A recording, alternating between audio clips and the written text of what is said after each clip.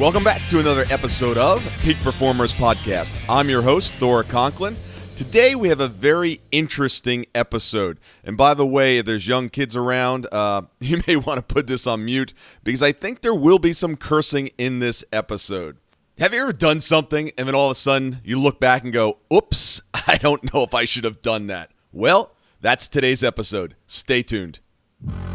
Welcome to this edition of Peak Performers Podcast with your host, Thor Conklin. Thor will be sharing the necessary tools, strategies, and psychology you'll need to become a peak performer in any area of your life or business.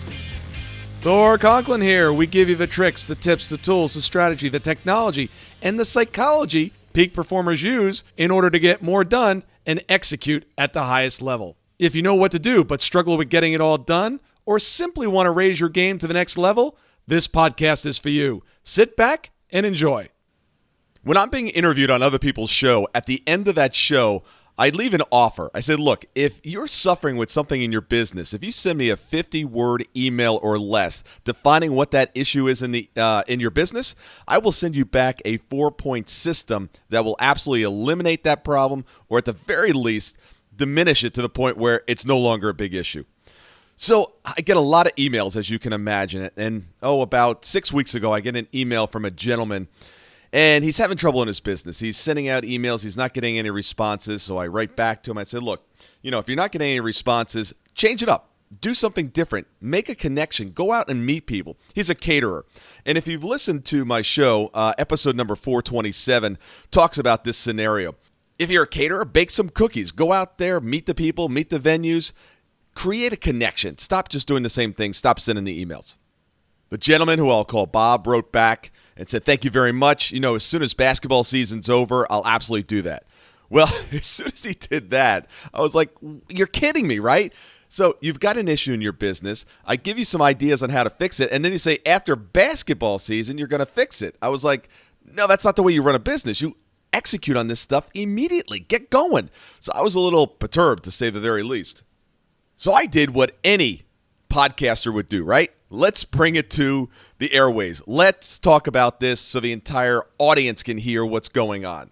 Now, I'm thinking this guy is a listener of somebody else's show, heard me, and he'll never hear episode 427. Well, I was absolutely wrong. So here's what happened. So I go and I'm basically lambasting this guy, right? I'm like, come on, you're an entrepreneur, you're running this business, and then you tell me that you can't do it until after basketball season. As a matter of fact, I even got that wrong. It was baseball season. Well, no, I said baseball season. It was actually basketball season. I'm checking my email one day, and I'm going through, and all of a sudden, I see an email from this guy. I'm like, shit. I think he listened to the show. And in the reference, it said, listen to your show. I'm like, uh-oh, I'm getting ready to absolutely get blasted here. And I couldn't even open it. It was ridiculous, right? Here's this email. I'm like, I don't know what he's going to say. I'm like, uh-oh, this is not going to be good. So I take a couple deep breaths, decide to open it, and I'm expecting the worst. In this, he starts off with, just heard the podcast.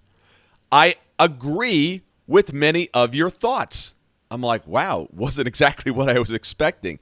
He goes on, he corrected that I didn't even listen. It wasn't baseball, as I said, it was basketball, so I had that wrong. Come to find out, he's got a 6-figure day job. He's doing the catering on the side, and he coaches basketball for kids.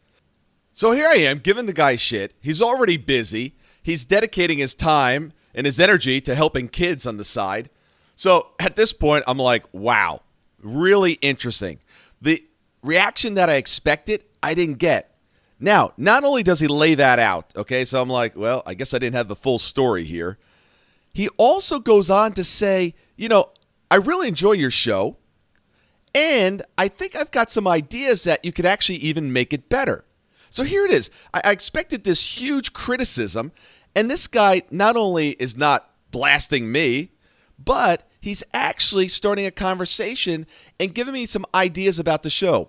Long story short, we keep going back and forth with emails, and you will see in 2018, you're going to see some changes to the show, and it's all because of this guy. Now, Had he taken the tactic of, Thor, I think you're totally off base, I'm pissed off, blah, blah, blah, right? Nothing would have happened, right? There would have been no interaction. There wouldn't be the changes to the show next year. This guy took the high road. Now, here's the lessons that I took away from this entire ordeal.